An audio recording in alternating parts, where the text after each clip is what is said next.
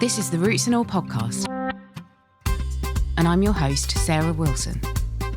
Join me as I talk about all aspects of gardening with some of the top horticulturists from around the world. In this episode, I'm joined by returning guest Frank Hyman to talk about the origins of the tomato, why it struggles in our wet climate, and how small shifts in the way we grow can make a huge difference.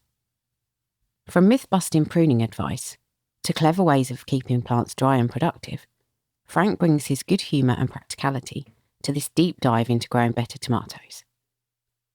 Good to be on your podcast again, Sarah. And as I might have said the last time, by way of introduction, I spent my 20s as a very, very successful college dropout.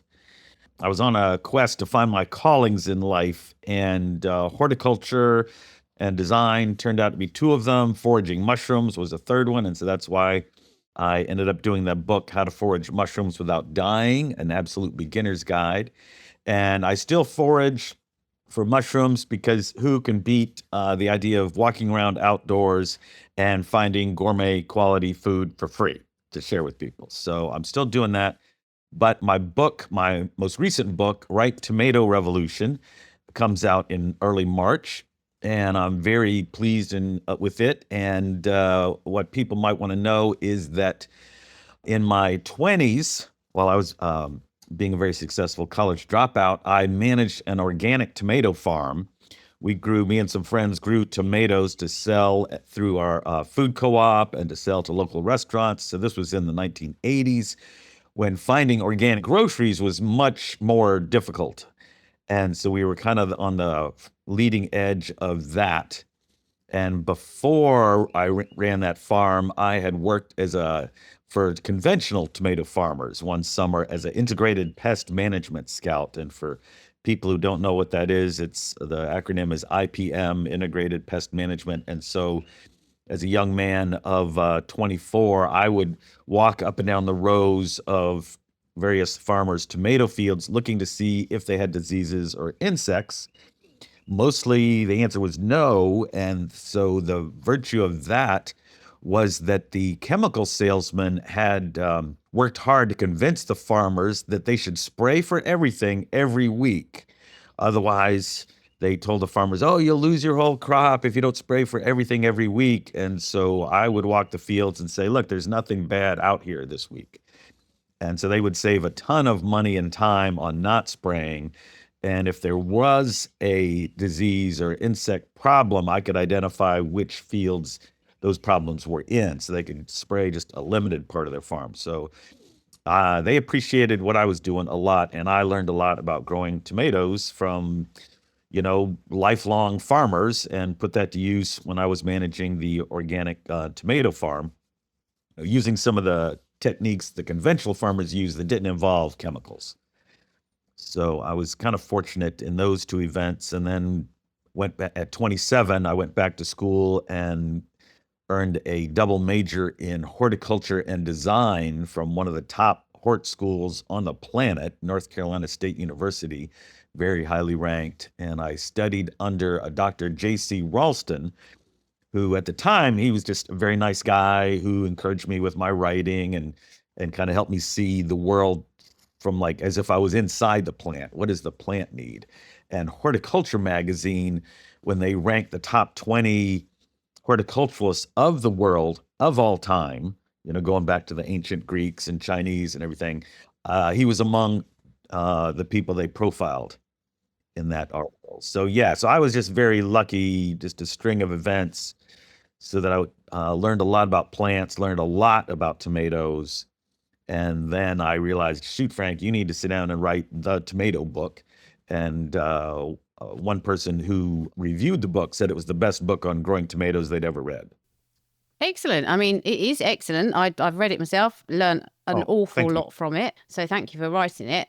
You write with great humour, and I love your style of writing, and it's always entertaining. Thank you. But one of the things I thought in the opening chapter was actually when we're growing tomatoes, are we on a mission where we're battling the elements and the nature of the plants themselves? I mean, we seem like we're kind of trying to get a square peg into a round hole a lot of the times when we grow tomatoes. Yes, no, you're exactly right, Sarah. I went to a like tomato class, some free thing somebody was holding at the library about growing tomatoes. I just wanted to see, maybe I'll learn something I hadn't heard before. And the person leading the class, they kind of start off by saying, "Well, with tomatoes, you just got to accept the fact that it is an ugly plant. It's going to have all these brown leaves all over and bad spots on the tomatoes." And she goes on like that. And I'm like, holy smokes. In a sense, it's accurate because I'm in the eastern US, so a high rainfall area. You're in a high rainfall area. And so they do look rough as hell most of the time.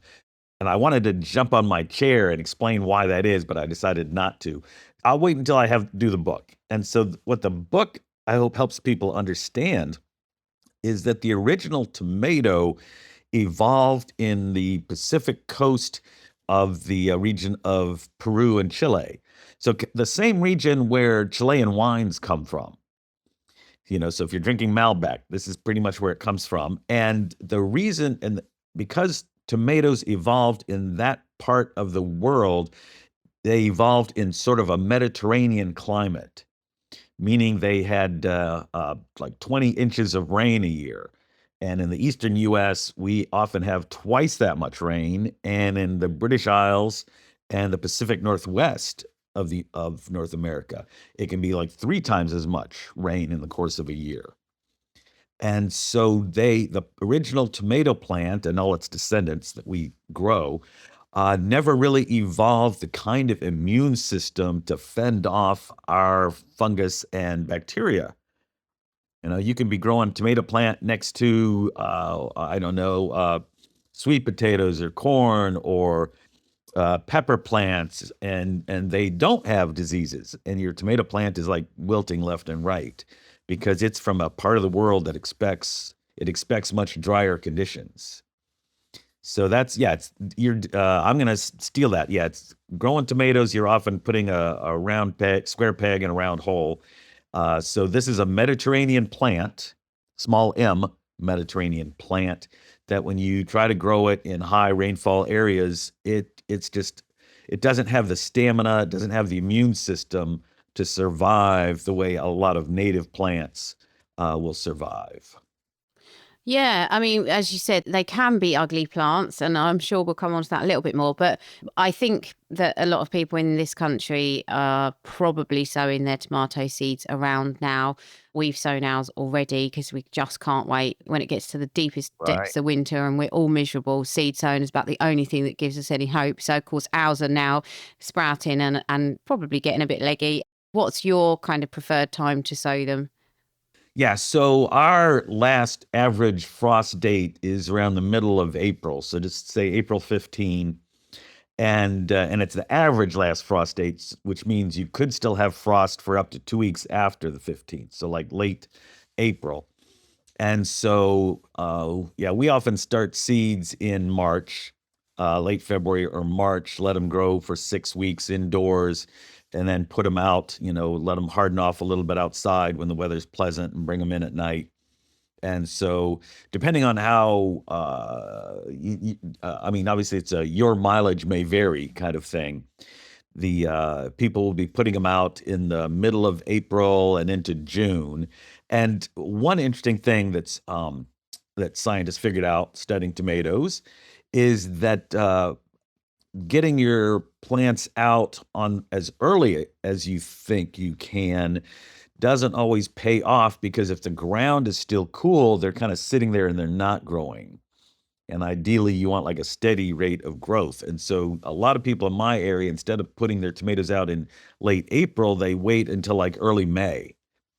So the ground has warmed, they put the plants in the ground, they just keep a steady rate of growth. And even though they might be a couple weeks put in the ground a couple weeks later than other people's tomatoes, they pretty much catch up by the time fruits are ripe and can be harvested. You can't tell the difference between a mid-April and an early May planted tomato plant. And is that to do with the amount of sunshine that they need as well? I'm sure that has some effect, but I think it's mostly just the warmth of the soil. So it's helpful, I think, to look at tomato plants, or all plants actually, as similar to cold-blooded animals, like turtles and frogs. And cold-blooded means that their metabolism, the speed of their metabolism, is going to match the warmth or coolness of the air in the ground. So we're warm-blooded. Mammals are warm-blooded. So even if it's like 0 degrees outside, we're still 98.7 on the inside. That's warm-blooded. And cold-blooded animals and plants, if you put them outdoors when it gets, the evening temperature goes down to 50 degrees, and I apologize, I don't have a translation for metric system. But if it's pretty cool enough to put on a jacket and the soil is cool, then the plant will be cool and their metabolism will be slower. Does that make sense? Yeah, absolutely. So that brings me on to another point, which is, I think I'm right in saying that you tend to grow your tomatoes outdoors. I think a lot of people in the UK are still growing theirs under cover. What do you prefer in your experience? So that's a really good and useful question. So because the tomato plant doesn't have an immune system that's equal to the fungus and diseases in a wet climate, a lot of farmers have taken to growing tomatoes under hoop houses. Are you familiar with that term? Yes. And so, or undercover, as you say. And so the virtue there is that it's not a greenhouse, it's just like a roof to keep the rain off. And by keeping the rain off of the leaves stay dry as they would in a Mediterranean climate. And so the fungus and diseases that we have can't get started. And it also keeps the ground drier. Obviously, there's going to be a drip line or a soaker hose to keep some moisture on the roots, but the roots don't get too much moisture that would cause them to get a root rot where the whole plant up and dies one day. So hoop houses are a great innovation for farmers, but for gardeners, they are just kind of ugly, and the sheets of plastic you put over the top has to be replaced every 2 years. So it's kind of wasteful, kind of, and a burden to rip off the old plastic and put on new plastic. And so I decided, I'm a designer, carpenter, and decided I'm going to come up with something that does the work that a hoop house does, but is not ugly and does not have to be, the plastic doesn't have to be replaced every time you turn around. And so I invented something I call a tomato house. And I have 2 versions in the book, and none of them require carpentry skills, or high order carpentry skills. Like one tomato house is made out of 2x2, so pieces of wood that are a little bigger than your thumb, and screw the bottoms of those to your raised bed, and they go up however high you want them to go, and you can put a little roof over your plants with just some small pieces of wood, handsaw to cut them to length, a drill gun to drive some screws, and you make a little wooden structure, and you put what's called rigid sheets of transparent polycarbonate. So it's polycarbonate, comes in a sheet like the size of a piece of plywood you would buy at a big box store or lumberyard, and can be cut to size easily. And just screw that onto your wooden frame. And so light comes through the polycarbonate, but it acts like a roof and it sheds the rain, so your plants don't get wet. And then at the end of the season, just zoop, zoop, zoop, you just unscrew everything and you take it out of the garden for the winter and you put it, in the backyard out of sight, so that, and then you can grow your, and so the polycarbonate is not exposed to sunlight year round. When it's exposed to sunlight year round, it'll last 10 years. But if you're only using it if it's only out there for like half the year of your tomato growing season, then it'll last 20 years, right? And so you can make a very simple tomato house out of what we call 2x2s, lumber and polycarbonate sheet. And then I stepped up, for our vegetable garden is in our front yard. So I wanted to make a tomato house that was really pretty. And I have access to timber bamboo. And so I cut pieces of timber bamboo that are about the thickness of your arm, and made a simple structure with that. So, some poles and some cross pieces, and screwed big sheets of polycarbonate to make what's called a gable roof. So it makes a triangle. and it sheds water, so I could grow tomatoes under it. And yeah, so it works really well. It's easy to put up, it's easy to take down, get it out of sight, make the polycarbonate last twice as long. And by keeping the water off of the tomatoes, as you say, growing them under cover, they don't get the diseases and the leaves don't turn brown and fail on you. So it's a good looking structure. It's easy to do. You don't have to be a carpenter. And your tomato plants just can thrive underneath it because they feel like they're in the Mediterranean conditions. I'm glad you brought up the raised bed issue because you did a bit of myth busting in the book, and I hope you don't mind me mentioning this here. Oh, But please. I think a lot of people worry about, especially if they're trying to grow organically, they worry about anything leaching out of the treated wood into the Right. soil. But I mean, obviously, you don't need to go into too much detail, but I think you busted that myth very nicely in the book, didn't you? Yeah, thank you for mentioning that. Yes.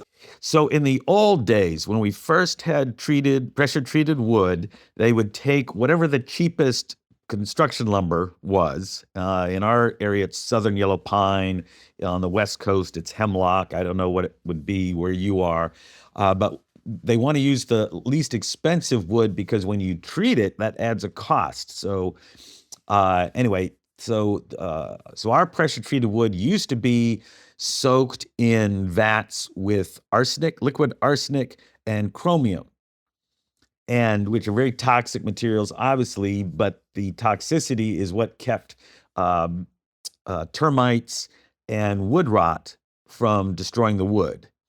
And eventually, after about, depending on rainfall, how much rainfall you had, more rainfall, the shorter its lifespan. Eventually, after 30 or 40 years, the arsenic and the chromium would leach out and the wood would be more exposed to termites and fungus. And so it started to deteriorate. You'd have to replace it. And then you had some arsenic and chromium in your soil. I mean, nobody would like eat a meal and suddenly die from this, but it would be like a health burden, the way smog and air pollution can be a long-term health burden. You're not going to croak on the first day you step out of the house, but it's going to be a drain on your system. And so how long ago was this? 20, 25 years ago, the EPA, the federal government here, the US government decided, yeah, we don't want that in the wood anymore, and put pressure on the lumber companies. And they found another thing they could soak the wood in that was basically just liquid copper, which in our country, the water pipes are made out of copper. So it's a very safe material.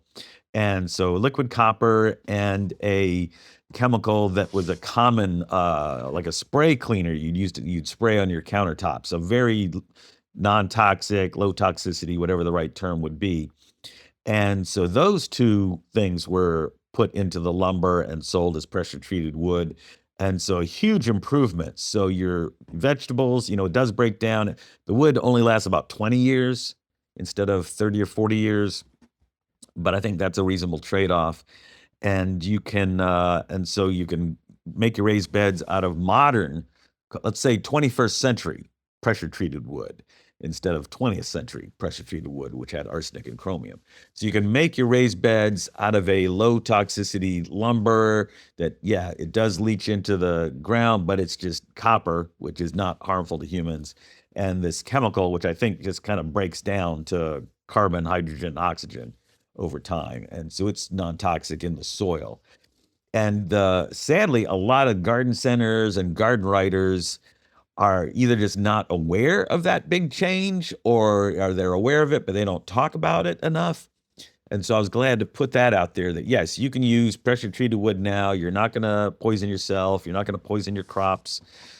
The wood won't last as long as the 20th century pressure treated wood, but it'll last longer than any raw wood, and it'll last longer than any rot resistant wood like cedar, which has its own, it's an interesting story how cedar lasts against the elements, but maybe we don't have time for that. Yeah. Yes, I'd love to cover it, but you're probably right. I'm just thinking about, while we're sticking in the same vein in terms of myth busting, what are your thoughts on pinching out side shoots? Yeah, so I always heard that the suckers, so you have your main stem going up vertical, and then you have these main branches coming off to the side horizontally, and in that little V space in between the upward growing stalk and the lateral growing branch, you would have a sucker would come out, and people said, "Oh, you'll get more fruit, things will do better if you pinch those off." And I remember doing that a few times at the beginning and realizing, wow, this takes up a lot of time. And if you don't pitch them off when they're small, like you don't get to it, and you go through and, some of these suckers will be as thick as your finger. And so you cut that off and you're removing a sizable part of the plant. And so I just got into the habit of not doing that at all and still had plenty of tomatoes. It was never not a problem. And apparently, some university, I'm forgetting which one, did research on it where they did a comparison, which is science. I love science.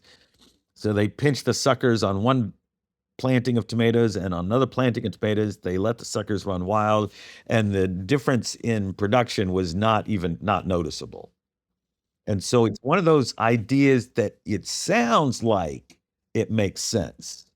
But when you crunch the numbers and when you do a apples to apples comparison, you find that it doesn't make that much. It doesn't make enough difference, certainly, to be worth the effort. So, yeah. Yeah. I don't know if everybody that I work with would agree, but I think that the best tomatoes we had last year were some self-sown ones, and I just let them ramble and nobody did anything to them. Now, in a blight year, I think they would have just been a soggy mess, but we were Yeah. lucky last year. We didn't get blight at all. And they were fantastic. And I did absolutely nothing. They just sprawled along the floor and they kept on fruiting and fruiting. Hooray. Yes, doing less and getting more. One of my main horticultural techniques, Sarah, is neglect. I want to, choose plants that are going to do well in my conditions, and I want to adopt practices that don't make gardening seem like a chore. I mean, we all have chores, but it doesn't want to feel like a chore, is how I look at it. And so, figuring things out, like the tomato houses to keep the rain off, and not worrying about the suckers, and using soaker hoses instead of overhead irrigation. Yeah, things like that just make it so it's not a burden that when you're behind, you feel guilty. Because that takes the fun right out of gardening, I think. So Absolutely. Yeah. And thinking about the watering, another point you made was don't necessarily panic if your tomato plant leaves are wilting. yeah, because if it's a hot day, the wilting doesn't necessarily mean there's too little moisture in the ground. It can just mean that the temperature has gotten so high that the plant is transpiring or expelling water at a faster rate than the roots can bring it up. And so the wilting might just be a temporary thing. And so in the afternoon, you see some of your leaves wilting, and gardeners in a hot afternoon, we're wilting too, right? So if you see any plant wilting in the afternoon, that doesn't mean stop what you're doing and go water it. What I recommend is let it go through the evening and night and see how it looks in the morning. And if it is just a matter of it was too hot an afternoon, then the plant will have recovered overnight and it'll look good in the morning. If it's wilting in the morning, that's a sign that you need to turn on your timer or turn on your spigot and run the soaker hose or drip line so the roots are getting some more water. And roughly on average, given that it's not extreme conditions, how often would you be watering your tomato plants? If it's not been raining, I like to water like twice a week, but sometimes I don't do it but once a week. And so again, your mileage may vary kind of situation. And what is it? The Chinese farmers supposedly say the best fertilizer is the footprints of the gardener, meaning that even if you're not doing anything in the garden, if you're walking through and checking things out. So you see, on your way to work, walk through your garden and you might see, oh, here's some bugs. Oh, here's some actual leaf diseases. I don't have time now, but when I get home, this will be on my to-do list for the garden. And so the footprints of the gardener are the best fertilizer, and just meaning pay attention, check on things. You don't have to stop what you're doing to do work, but if you're watching what happens in the garden, is there wilting? Are there leaves turning brown? Things like that. Then you can hatch your plan for the evening or the weekend and take care of it at your leisure that way.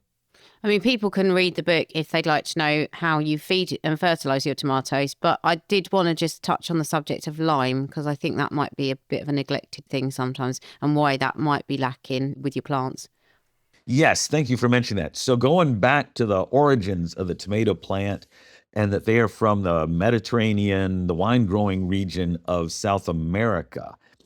And there's actually 5 Mediterranean, small m Mediterranean regions on the planet. There's like the Mediterranean, meaning Spain, Italy, southern France, Greece, etc.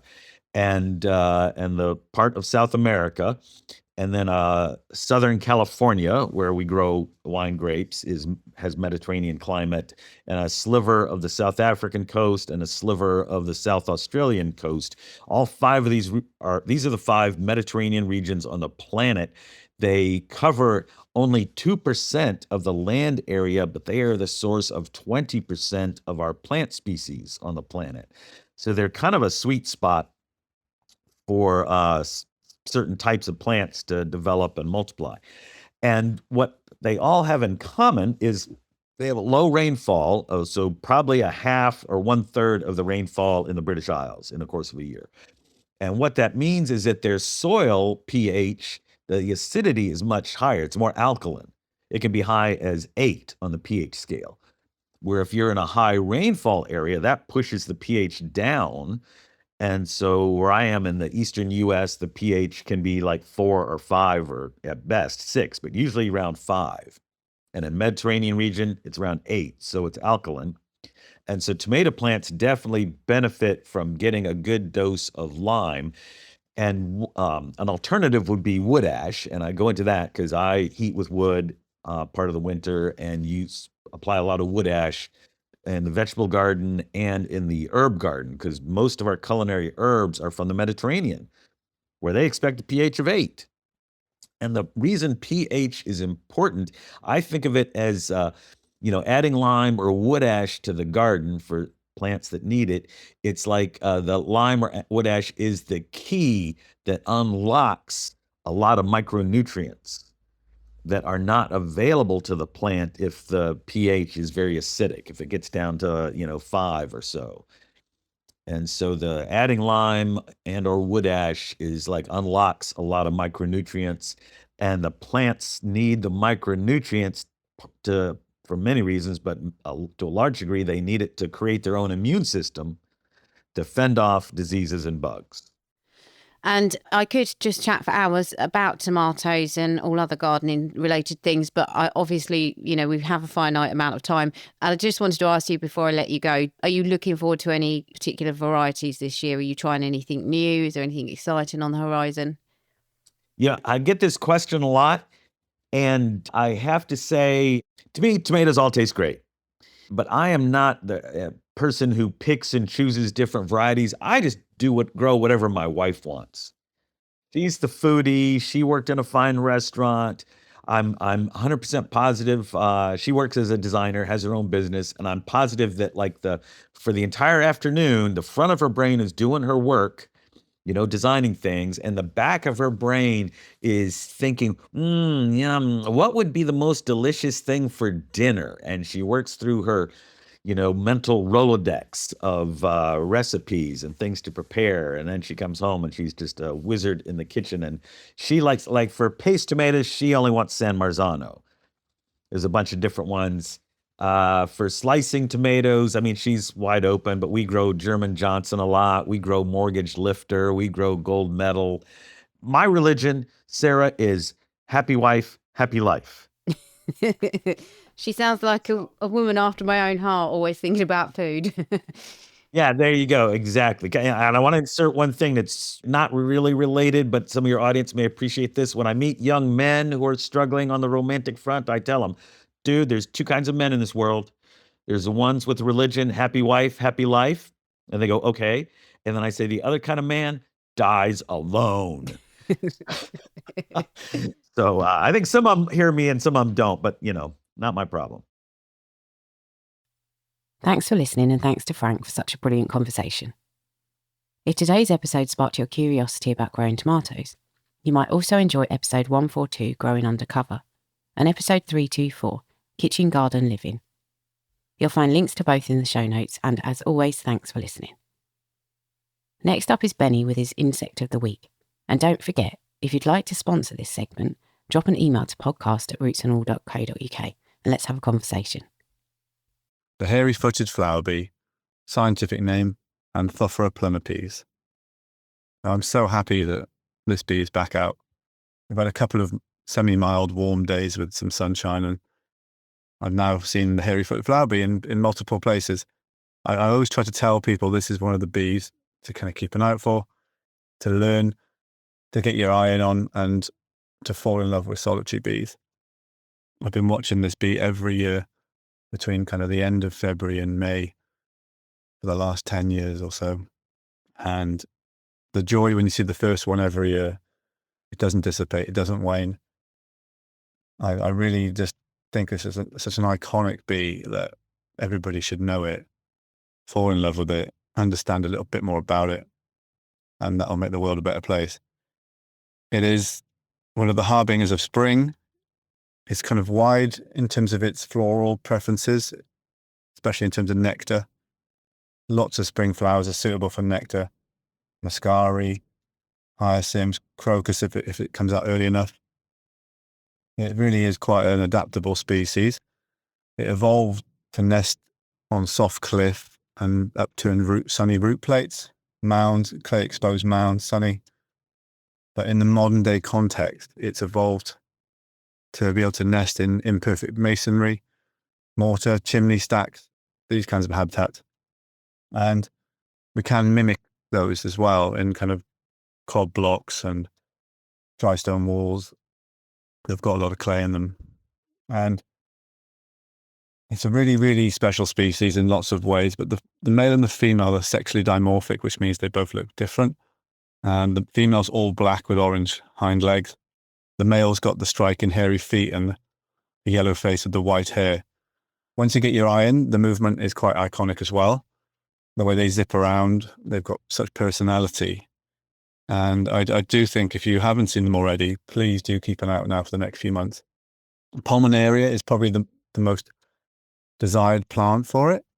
That would be what I would say. Green alkanet is another one I absolutely adore. So ground ivy, comfreys, all the Boraginaceae family really. But they will utilize a wide range of plants. It is one of the more generalist solitary bees. I want to talk probably more about how generalist bees are in other episodes, but bees are iconic. As I keep saying, there are similar bees in the same genus. There's lots of other Anthophora species, but this is the first one to emerge. It's hard to confuse at this time of year, so you must get your eye and you must fall in love with this bee like I did. Got at least one parasite, which is another bee called Melecta albifrons, which parasitizes it. Actually looks a little bit similar in some ways, which often they do with the parasites. And there is a very rare beetle that parasitizes it as well, which I've never seen. And there's another bee that looks almost identical to it, but which is so rare, it's isolated to one pocket of Sussex now. That's Anthophora retusa. So I think we're all very, very unlikely to see that one, but just to be aware of it. I think the habitat requirements of this one's really interesting, as I mentioned. So if you can make cob blocks and put them in the sun, there's a chance that you might get this nesting in your garden, if it doesn't already, nearby in brickwork. So I would love you to get out in the next few weeks. Sunny days, keep an eye out on your Muscari, keep an eye out on your Pulmonaria, all your spring bulbs. There's a possibility you'll see this wonderful bee. Do tag me in. Do record on the apps. As I always say, I record, I naturalist. And I really hope you see this wonderful bee and love it as much as I do. You can download or listen to the podcast direct from the website rootsandall.co.uk. Please also check out my Patreon, where you can make a one-off donation or take out a monthly subscription to help support the podcast. Because if you enjoy the show, please help it continue. I also have a GoFundMe where you can make a one-off donation.